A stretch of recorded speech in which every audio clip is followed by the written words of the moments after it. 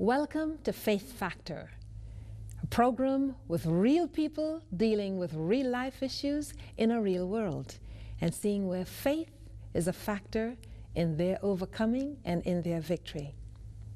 Have you ever felt like a prodigal, or are you a prodigal? In the story that is told in Luke chapter 15, one of the things that you notice is that the prodigal became involved in a lot of very unsavory things. And if you would pull that story into a contemporary context, you would think of booze and women, drugs. Well, it is very interesting to see that regardless of whether it was 100 or 1,000 years ago or today, the Father's response is still the same. Listen to it. In Luke 15, verse 20 says, when he saw his son, his raggedy, probably AIDS-stricken son, coming to him in the distance, the son arose and came to his father. And when he was still a great distance away, the father saw him, had compassion, and this old man ran and fell on his neck and kissed him. And then here's the young man saying, Father, I don't deserve your attention. I am no longer worthy to be called your son. But what does the father say? He said to his servants, come on, bring out the best robe and put it on him, and put a ring on his finger and sandals on his feet, and bring the fatted calf here and kill it. For this is my son. He was dead and is alive again. He was lost and be found, and they began to make merry. Heaven celebrates when a prodigal comes home. Heaven celebrates when we break the bonds of any kind of addiction, and we can always praise God for that.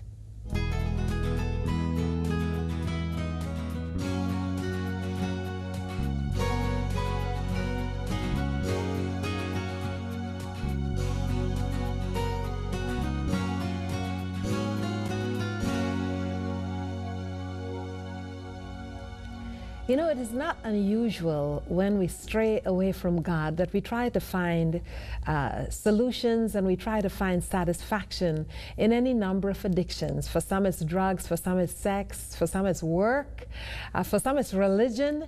It's all sorts of things to try to make ourselves feel good. And then sometimes those addictions become a bond, become a chain. It's so difficult to break away from them. But our guest on this program is Larry McLucas.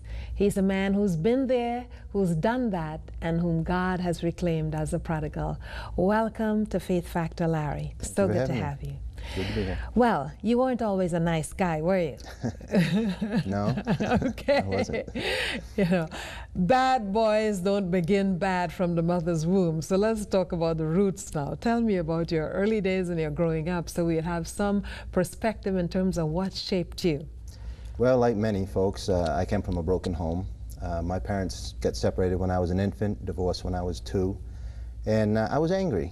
And as far as I can remember, Angry I've as a always little been boy angry. even, huh? Oh, yeah. When I was 2 years old, a lady saw me walking down the street, and she spoke with me, and she said, he's very angry. She called my grandmother, whom I was staying with at the time, and I asked him where he was going. He said, I'm going home, because I didn't want to make this change.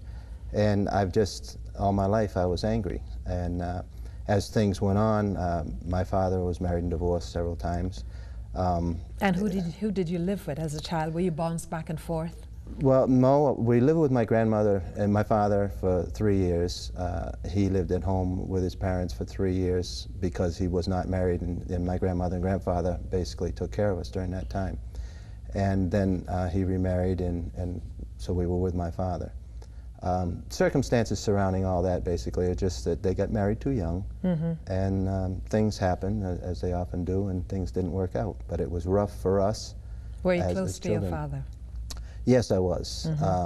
I was and I wasn't. It's hard, you know, I idolized my father as a child. But you weren't really intimately connected with him? No, because it seems like he was gone all the time. I don't know if he actually was, but in my memory, he wasn't around much. He was always working or doing something, so.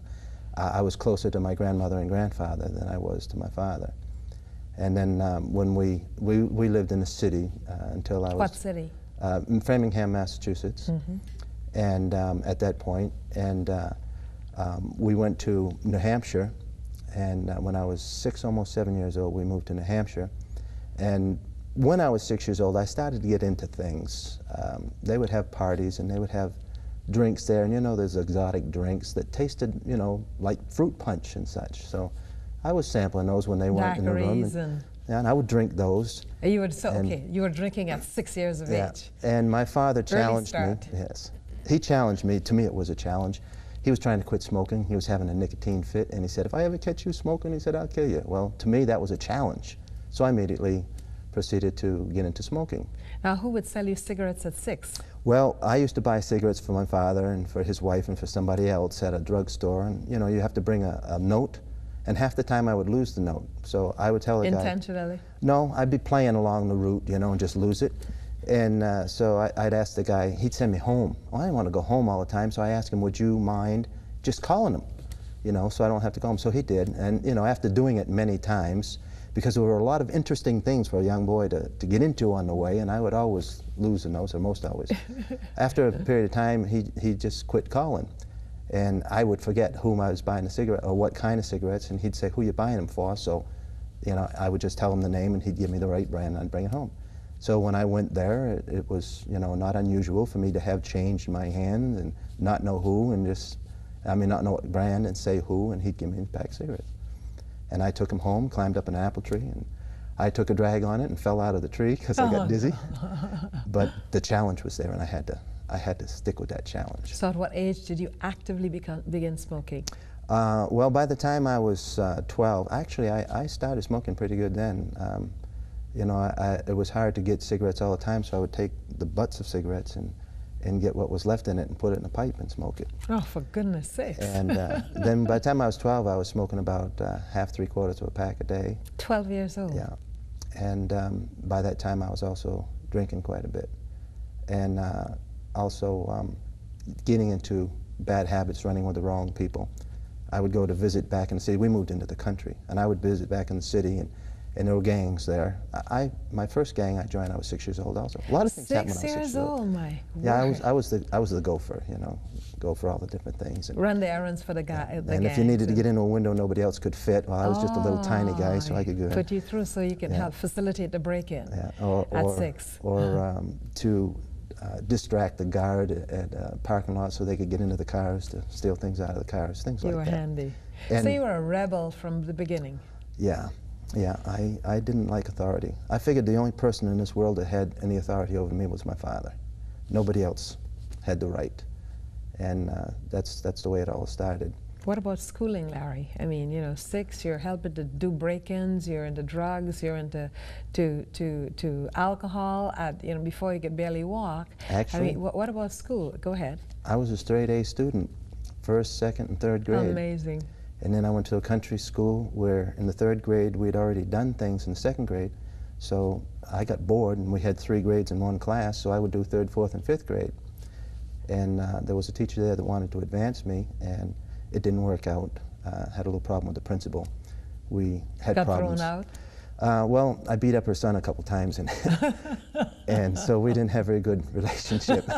And so it's not funny, yeah. But I mean, it's ridiculous, it's sad. It's not funny, but one has to chuckle. Yeah, well, and also my sister, my older sister, had a run-in with her, and my dad went to defend her. My sister was in the right, and my dad went to defend her, and he did it in a very volatile way. And so our families weren't on the best of terms. And so that ended, and I got bored then. So that's when I started to become the class clown, and started to do things that just to keep my interest going, you know, to do something. And that's when I decided getting into more mischief, and like I said, into getting more involved with gangs and whatnot. Well, in that town there weren't gangs, but there were some mischievous kids that wanted to do things. So we'd go out. I would hitchhike. I would sneak out and hitchhike down to this town called Pennacook. Slipped my mind there. Pennacook. So now, when did you move out of that environment? So you move into your teenage years. Now what? Did it get better or did it get worse? It got worse because I was bored and more angry. And by the time I was... Angry at whom? The world. By the time I was a teenager... Did you hate yourself? Oh yeah. I thought that I was Trash. no good, you know. I thought I would never amount to anything. One of my father's wives used to tell me I was just like him all the time, and that he was never amount to anything, and I would never amount to anything. Well, in my eyes, my dad was a great person, you know, but I just had no confidence. And with my dad, he would tell me to do things, and he would tell other people how great I did things, but to me, he would always say, well, you did that, but you should have done this and this. So I thought... So you never felt adequate? Yeah, I can't please him, so I can't please anybody, so, you know. So the teenage years now? Well, I got into more heavily drinking and doing, running with the wilder crowds. I don't know how to say the things I was doing politely, because it's not for mixed company that I would say it now, the things that I was involved with. Women, sex, drugs. Yeah. Well, the drugs weren't there. It was the alcohol and the wild girls and, the wild way of doing things. Now, did you have any kind of spiritual roots at all? Nothing at all? When I was 4, 5, and 6, my grandfather had studied the Bible, and I guess he actually became a Seventh-day Adventist. Huh. And he saw that we went to church for those 3 years. And I don't remember the doctrine, but in 1956 I was presented this little Bible, and it had my name on the front. And I carried that Bible with me all through the years. But that left an impression in my mind. It was the love. I was accepted. Today, I was a kid who could never sit still. Today they would have me on medication. But this Sabbath school teacher, who was also the pastor's wife, was very loving and very patient with me. And that's what I remembered. I remembered the love in the church. I didn't remember the doctrine, but I remembered the love in the church. So even though you were wild, you just had this one little blue sky spot in a very dark life. I had that connection. Okay. In our outside of those 3 years, we had no religion in the home. We had God wasn't in the home. And but I had this Bible, and you kept it with you all along. Now, one of the things I'm going to want to get into is, so your teenage years, were you in school, or were you just wild during your teenage years? I was in school until I was 17. I got kicked out of school several times for drinking, for fighting, and a few different other things. But when I was 17, 3/4 of the way through my junior year, I quit. They told me I had to do something I didn't want to do, and so you walked out of school? Yeah. And then what did you do? I started working. I worked in a woolen mill nights, which allowed me the days to frolic and do the things I wanted to do. Summertime, go to the beach and things like that. And then I went into the service. My father was moving out of the state. He was going south to Kentucky. I didn't want to go, so in those days you had to be 21 to be on your own, and I was only 17, so my dad and I weren't getting along then. Some things happened. How did you get into the service then if you were 17?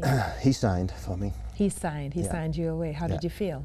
I felt like when he did that, see, I didn't want to go in the service. I wanted to stay by myself. And I was working full time. I figured I could take care of myself. Had been doing it a long time. At that point in time, he was working as a bouncer in a bar. And we didn't see much of each other anyway. But he wouldn't let me do that. So I felt that it was his fault that I couldn't do this. I didn't understand the way the law worked. And I wanted to stay there. He wanted to go to Kentucky. So he said, well, you can go in the service. So he, in essence, he forced you into the service. That's the way I felt. And you felt betrayed. Yeah, and let down again. Okay. Well, hold that thought for a moment. A young man seeking love, seeking acceptance and not finding it except in the wrong places.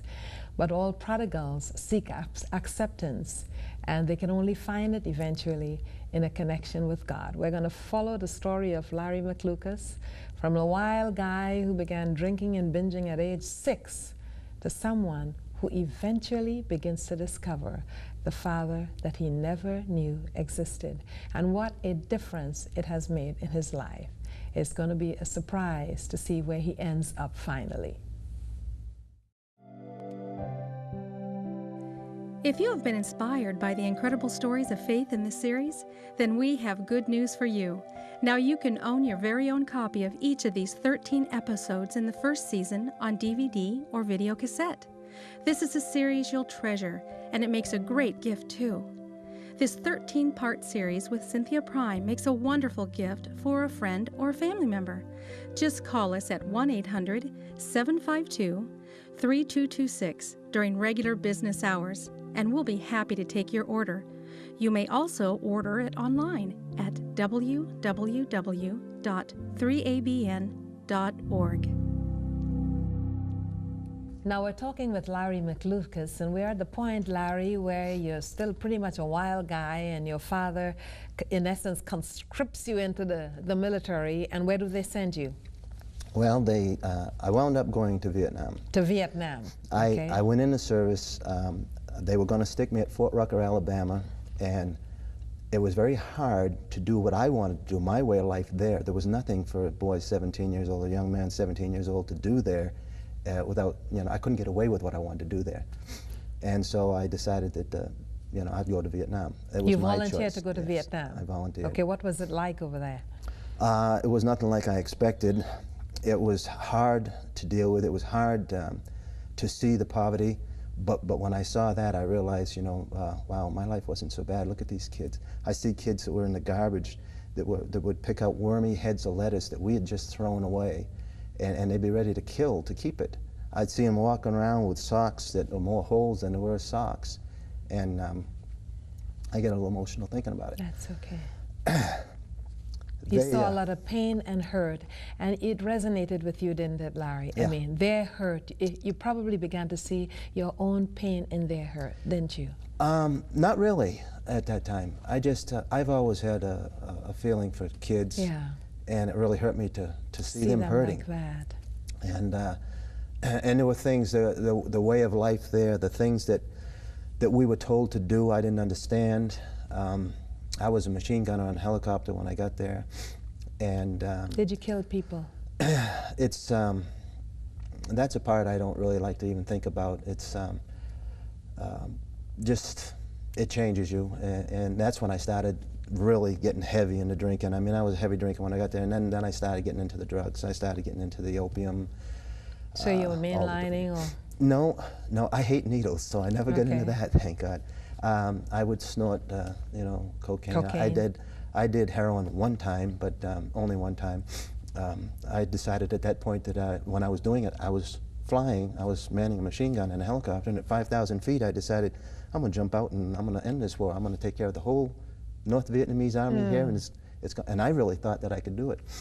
And it took the guys about 20 minutes talking to me to keep me. So you realized that you could lose your life very easily in one of those hallucinogenic experiences. with the heroin, but it's like, wow, I'm never going to do that again, because I really thought that I was going to be able to safely jump out of this helicopter with no parachute or anything and take care of this whole thing. I think Satan had a little plan there. So how many years did you spend in Vietnam? I was there for about 13 months. Then I came home and I went back again for 7 or 8 months. And then life after the military, what was it like? It was pretty hard. I went from Vietnam to Germany, and I got more into different drugs. It was easier to be stoned, to be drunk, than it was to try and deal with everything in life. Was it because life was too painful to think about? Painful, not pleasant. Just I didn't want to think about it, And when you're drunk and stoned, you don't think. And that was the best way to stay. Well, isn't that why people take refuge, to get away from themselves, to get away from the problems? And then when I got out of the service, I had a hard time. Now, one thing that I was, what do they call it, a functioning drunk, addict. I hate to use those terms, but they're a lot of real. people didn't know. I don't think my family had any inclination, except for when I got kicked out of school. And you were a closet and they told abuser. My father, yeah. They told my father that I was for drinking alcohol. I was drinking straight whiskey in school there at that time. And so when I came out, I did a pretty good job of hiding it for a little while, but then things started to catch up. And then people started telling me I needed to go and get help. I needed to go to... No. Okay. So did you join more gangs, or what did you do? Well, I started to run with motorcycle gangs. I love motorcycle. Which ones? Been riding. First ones I partied with was Hell's Angels. And there was another group that were as bad or worse, actually, than them. I can't even recall the name of them right now. Were they violent? Yes. That's why I didn't actually join them. I liked the partying, I liked the wild times, but I didn't like hurting people. And they hurt people. Yeah, I didn't like doing that on purpose. If they came after me, that was one thing. I was ready to stand up and fight if they came after me, but I didn't want to go and hurt them. Did you ever, I mean, with the wild kind of life that you live, Larry, did you ever almost get yourself to the point of death and God saved you? I mean, did he communicate with you by trying to rescue you in some way? Well, I came close to dying several ways, several different times. In Vietnam I did, and the violence in that lifestyle, I came close to getting killed a few times. But God was there because maybe I didn't... Were you aware that he was there? Not at that point. I knew there was something happening. I knew there was something different about me and the lifestyle. You know, there was something there. Something was tugging at you and you weren't uncomfortable. It's like the prodigal eating the swine's refuse and thinking, no, this is not good enough. At what point in time, Larry, did this lifestyle get to be so hard on you that you wanted a change somehow? Actually, I think I was probably in my 30s before I had thought about it. But it wasn't until my 30s that I got to that point where I was sick and tired of being sick and tired. Did you ever become suicidal, or did you ever want to die? Yeah, well, that jumps back when I was 17, in summer of '68, I guess, just before I went in the service. I thought about crashing my car. I got it up over 100 miles an hour, going through this S-curve, and I thought, well, you know, it would kill my grandmother if I did this. And so that held you back. Yeah. You know, like most people who want to commit suicide, you really don't want to die, you just don't want to live. Yeah, you know? yeah. Oh, you don't know of a better way. That's deep, that's deep. Now, when did you begin to feel that tug that began pushing you to look, to begin finding God, and how did you do so? Well, I went down, I was on my way out to Arizona. I felt like where I lived, it was the environment that was bad. So I had to move and things would be better. And so I went out to Arizona, and on the way I stopped down. My dad was in Kentucky, and I stopped down there to visit with him. And he had become an Adventist. He had remarried again, and they had a daughter, and he said, this time God's going to be in home. And the change in him got me to thinking.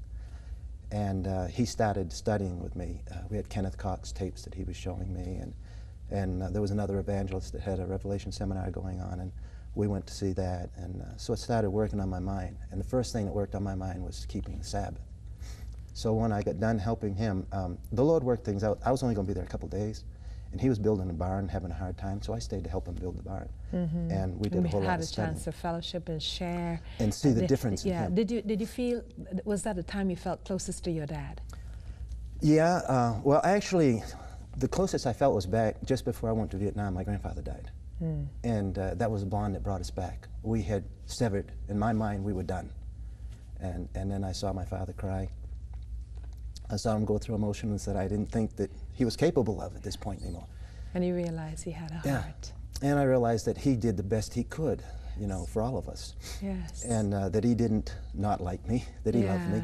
Yes. Did he say so to you? No, not at that time. He didn't. This is not something, we didn't speak about love and those kind of things in our family. It wasn't until afterwards, when I became a Christian, one of the first things I realized was the importance of family. Yes. And how it's not unmanly to say, I love you. Yeah. Was your father eventually able to tell you, validate you and tell you, Larry, I really love you? Was he able to? Years later, God did that. Yeah. So now here you are beginning to study with Kenneth Cox. Did it lead you into baptism, or what happened at that time? Well, I went out to Arizona, but it was on my mind. And I got in trouble out there. And bad habits follow you, don't they? Yeah, and it was the drinking and the drugs that got me into the fix, and so I made a deal with the state. I would leave the state. They wouldn't put me in their hotel with bars. Yeah. And so, but I had to have a place to go, and so my dad needed help, so I went back down to Kentucky to work with him. And that's when things really started changing.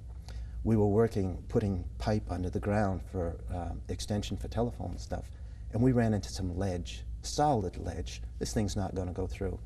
So after the third attempt, my dad said, you know what, we need to stop and pray. I said, Dad, we're on a public road here. And he said, on the highway? Yeah, right on the highway. And he says, yeah, and I said, you know, people will see us. Embarrassing. Yeah, very. And so we kneel down to pray, and I keep looking up, hoping nobody's coming by. An ex-Hell's Angel type thinking, pray in the middle of a highway. So not good. we got done, we got down, and we're putting the pipe through, and when it hit, boom, solid. And so I turned and I said, see, I told you. He said, no, just wait a second. He pulled it back through, back out a little bit and put it in, and the thing went through just like it was going through hot butter. And it's like, uh-oh, you know, what happened That let here? you know that there was someone there. Was that a defining moment for you? Very when much you so. realized that Yeah. God is real. God is real. I had always prayed all my life. Didn't know why. Didn't know where it was going. Didn't know even really who I was talking to. But I always prayed. I mean, I prayed to God, but I wasn't really sure if he was there.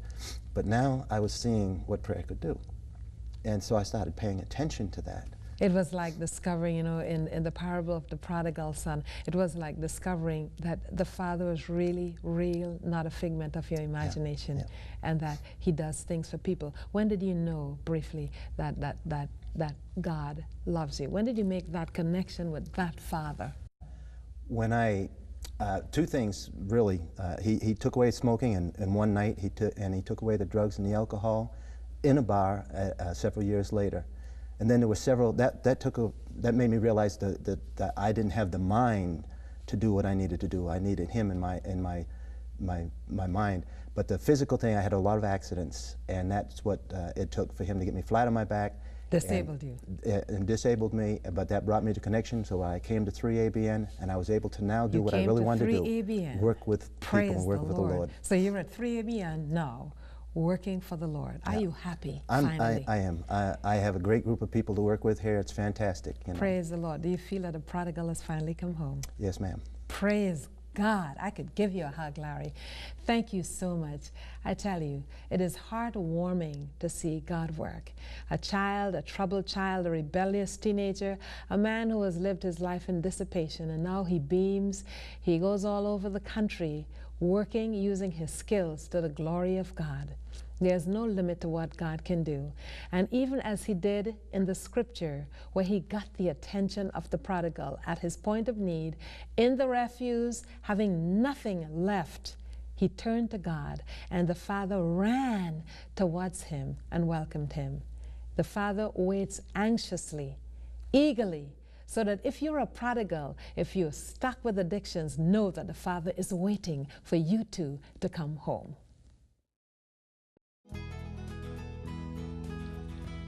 Now, if you have strayed away from God, he's calling you back right now. And when you respond, what he does, he wants you to die to the old life. He facilitates that. He enables that to happen in your life. And a new person is born through baptism and through a confession of faith. But here's what Romans says. In Romans 6:6, it says, knowing this, that our old man was crucified with him, that the body of sin might be done away with, that we should no longer be slaves of sin. It says he frees us from the slavery of sin. For he who has died has been freed from sin. Now, if we died with Christ, we believe that we shall also live with him. When we die to the old life, we are born into a new life. We get back from the refuse into the Father's house.